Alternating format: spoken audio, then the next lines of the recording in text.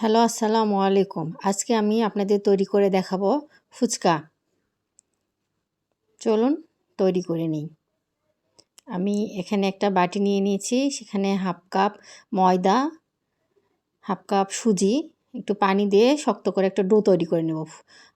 পরোটার মতো অত নরম না, আর একটু শক্ত।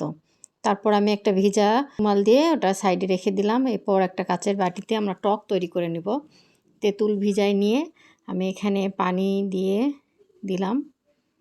এরপর পুদিনার রস দিয়ে দিলাম, 1 চামচ লবণ, একটু লেবুর রস, কাঁচামরিচ, চটপটি মশলা 1 চামচ, চিলি ফ্লেক্স 1 চামচ। এটা আমি সাইডে রেখে দিলাম। আমাদের টক রেডি হয়ে যাবে। আমি 1 চামচ চিনি দিয়ে দিলাম, এরপর কয়েকটা বুন্দা দিয়ে দিলাম। আমি সাইডে রেখে দেবো। এটা আমাদের টক রেডি হয়ে গেছে। এখন আমরা ফুচকার পুর রেডি করে নেব। এখানে আমি আলু আর ডাবলি বুট সিদ্ধ করে নিয়েছি।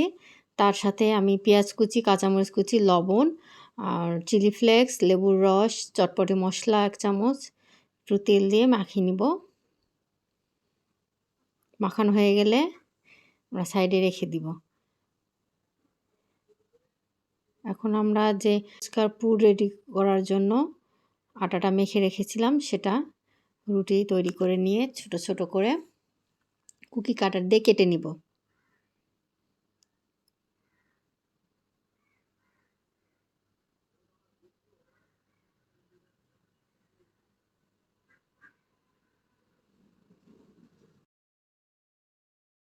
এরপর চুলায় কড়াই দিয়ে দিলাম, দিয়ে তেল দিয়ে দিলাম। এখন আমাদের ফুচকাগুলো একটা একটা করে আমরা ছেড়ে দিব। একবার বেশি করে দিব না, অল্প অল্প করে কয়েকটা করে দিয়ে উলট পালট করে মচমচা করে ভেজে নেব। আমাদের ভাজা হয়ে গেছে। আমি আরও কয়েকটা ভেজে দেখিয়ে দিচ্ছি। এটা বয়ামে আপনারা রেখে 1 মাস 2 মাস পর্যন্ত খেতে পারবেন। এরকম মচমচাই থাকবে, নরম হবে না।